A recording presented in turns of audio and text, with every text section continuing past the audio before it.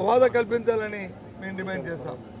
మేము కోరాం ఇక దాన్ని ఇవాళ కోరి దాంతోపాటు ఇవాళ మిర్చి రైతు పడుతున్న ఇబ్బందులు భారతదేశ వారిగా వాళ్ళ ఆక్రందనలు ఏదైతే మా నాయకుడు గుంటూరు వెళ్ళి మిర్చి వెళ్ళి ఆ రోజు రైతుల కష్టాలు సుఖాలు తెలుసుకున్నప్పుడు కానీ ఈ ప్రభుత్వానికి చెంపు అప్పటి వరకు కూడా చెంపుకుంటున్నట్లేదు, నమ్మకం నెరవేర్చినట్టు అలా కూర్చున్నారు. ఎప్పుడైతే మేము వెళ్ళామో ఎప్పుడైతే చూసాం ప్రజలతో అప్పుడు దాని గురించి వాళ్ళు ఆలోచించడం మొదలుపెట్టారు. అయినప్పటికీ కూడా ఇప్పుడు కూడా దాని మీద ఒక క్లారిటీ రాలే. నాకు అర్థమవట్లేదు ఒక విషయాన్ని, ఏమనంటే కేంద్రం కొనాలంటున్నారు, కేంద్ర సంస్థ మాట్లాడుతున్నాం అంటున్నారు. మాట్లాడండి, కొనమని అడగండి, డిమాండ్ చేయండి, వస్తే సంతోషం, మీకు కూడా సంతోషపడతాం. కానీ ఈలోపు ఆ రైతుల్ని మీ దగ్గర సంస్థలను మార్కు పెడతారా, మీ దగ్గర సంస్థల ద్వారా ఆ మిర్చిని కొనవలసిన అవసరం ఆవశ్యకత ఉన్నది, రైతులు ఆదుకోవాలి ఉన్నది మా డిమాండ్.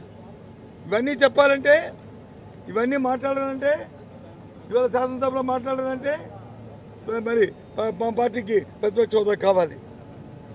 వాళ్ళు మాట్లాడుతున్నాం ఎంతో మనగా ఎమ్మెల్యేలు ప్రజలతో ఎన్నుకోబడిన వాళ్ళమే మేము కాబట్టి అడుగుతున్నాం ఆ డిమాండ్ని. మిర్చి వెళ్తే అది ఇల్లీగల్ అని చెప్పని మా నాయకుడి మీద మా నాయకుల మీద కేసులు పెడతారు, అక్కడ కేసులు పెడతారు. కానీ అదే మ్యూజికల్ నైట్లు చేసుకుంటే ప్రభుత్వం మొత్తం యంత్రాంగం అంతా కూడా మరి దాన్ని సహకరిస్తుంటుంది. దానికి ఎన్నికలు కూడా ఉండదు.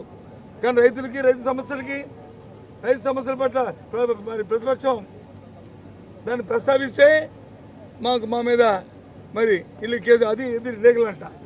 చూడండి ఎంత విడ్డూరంగా ఉందో.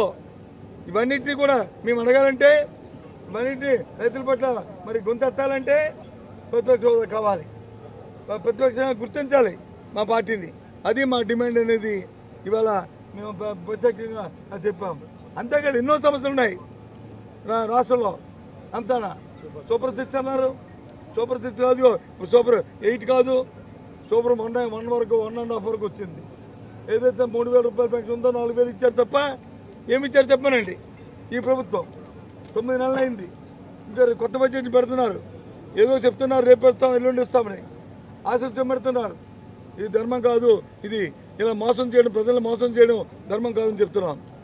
ఇవన్నీ చూస్తుంటే ఇంతకుముందు ఏదైతే తెలుగుదేశం పార్టీ కూటమి ఇచ్చిన గ్యారంటీ ఏది ఉందో, గ్యారంటీ అంటే మోసం అనేదానికి అర్థమవుతుంది.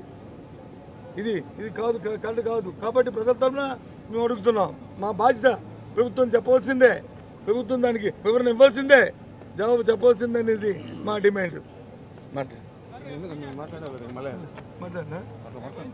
మాట్లాడావు కదా మళ్ళీ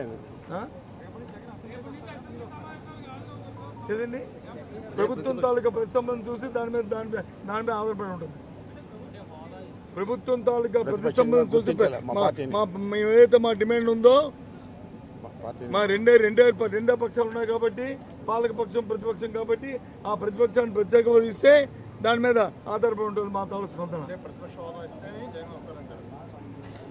అధికార పార్టీ తాలూకా ప్రతిష్టంభన మీద మాది ఉంటుంది. లేకపోతే మీ ద్వారా ప్రజలతో మా సమస్యల్ని, మా ప్రజల సమస్యల్ని, ప్రజల తాలూకా బాధల్ని, విన్నపాలని అన్నీ వీటి ద్వారా ప్రతిబింబిపోతాం. ఇంకా అవసరం ఉంటే క్షేత్రస్థాయిలో పోతాం, పోరాటాలు చేస్తాం, ప్రభుత్వాన్ని చొక్కా పుచ్చుకొని దాని వీధిలో నిలబెడతాం.